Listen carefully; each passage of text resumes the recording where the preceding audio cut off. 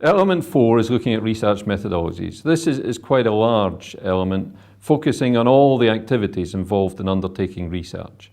We start by looking at secondary data sources, and nowadays, of course, also internet search engines and search strategies, highlighting the benefits and the limitations of different secondary sources, being aware of where they can find such information and how they can use that as part of an overall market research project.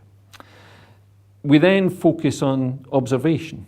So having undertaken secondary research, it may be certain organisations would undertake observation where they're actually observing people through video cameras, such as this, or actually going and observing them through individuals in stores or using counting equipment or whatever to monitor people's behaviour. And what we would like to stress to students is the fact that observation in the main gives ideas about behaviour, but doesn't give you why that behaviour actually is happening. We then look at some of the more unique types of observations, such as television viewing measurement, internet monitoring, and mystery shopping. All of these, we would expect the students to at least have some knowledge of how these are actually used as a way of helping marketing departments with information. Qualitative research is, of course, the other large area of market research where we would expect the students to have some knowledge of particularly individual depth interviews and group discussions.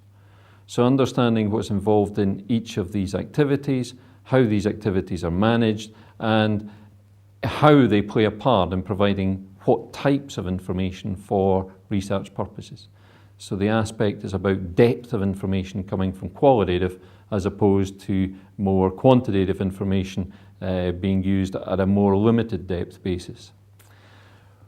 We look at the role of the internet, particularly in qualitative research.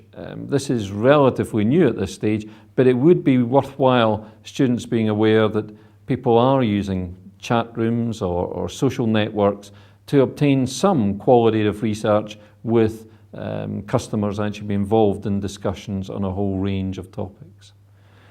We then move on to quantitative data collection techniques, and we would expect the students to know the difference between qualitative and quantitative, what are the relative advantages of one over the other, and then specifically to know some of the most common quantitative and experimentation type techniques.